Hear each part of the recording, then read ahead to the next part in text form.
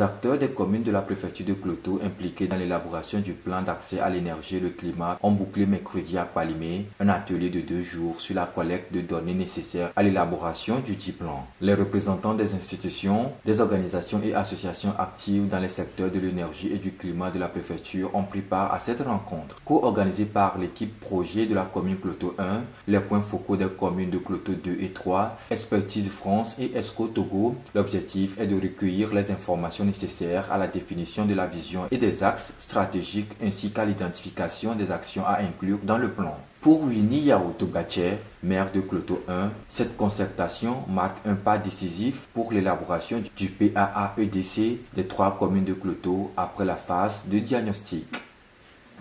Veuillez me permettre de vous souhaiter la bienvenue à cet atelier de concertation qui marque un pas décisif pour l'élaboration du plan d'action pour l'accès et l'énergie durable et climat par EDEC de nos 3 communes sœurs de Kloto après la phase de diagnostic. En effet, les diagnostics nous ont fait ressortir l'état de notre territoire dans le secteur de l'énergie, du transport, de la gestion des déchets, de l'adaptation aux effets du changement climatique. L'atelier de ces 2 jours nous permettra, en tant que personnes ressources identifiées, connaissant bien nos localités, de fournir des informations capitales, d'une part et de l'autre, de travailler en collaboration pour définir le futur de Kloto sur le plan climatique et énergie.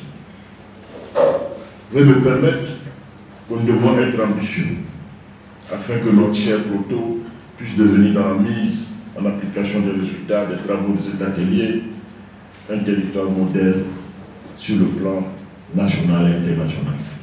Concrètement, la concertation pour la collecte des données permet d'identifier et de fournir des informations capitales afin de pouvoir définir le futur de Kloto sur le plan climatique et énergétique. Il s'agira alors de définir la vision de haut niveau à long terme pour le scénario souhaitable du PAA-EDC. Où la commune de Kloto 1 s'est engagée sur le plan climatique à devenir quand même l'une des meilleures communes et en termes d'accès à l'énergie durable à travers la Convention des maires pour la fissure saharienne, la COMECESA.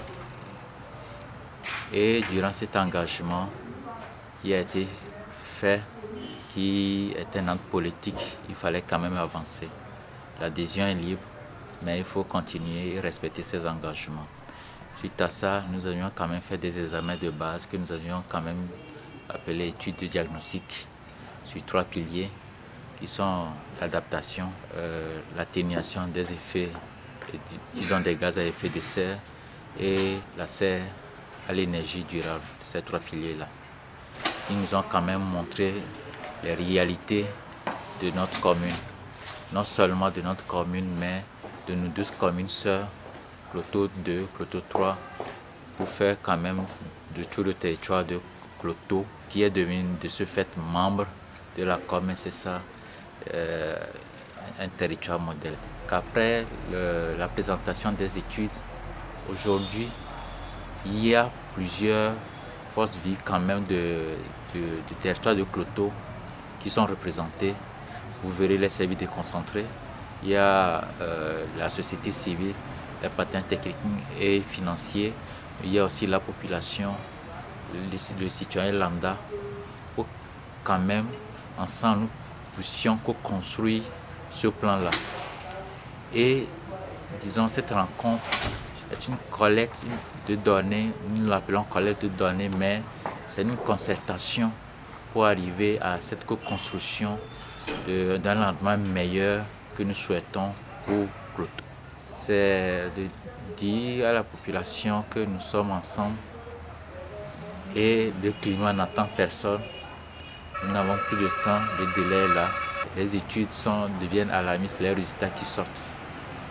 Donc nous devons agir dès maintenant pour quand même laisser un futur durable à nos enfants. D'ailleurs, même ces perspectives chez nous, actuellement, sans vous mentir, nous ressentons les effets.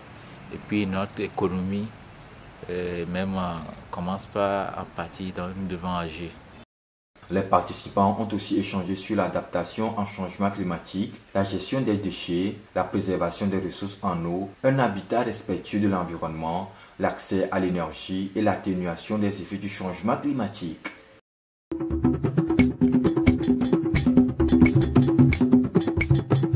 Amedovi menyo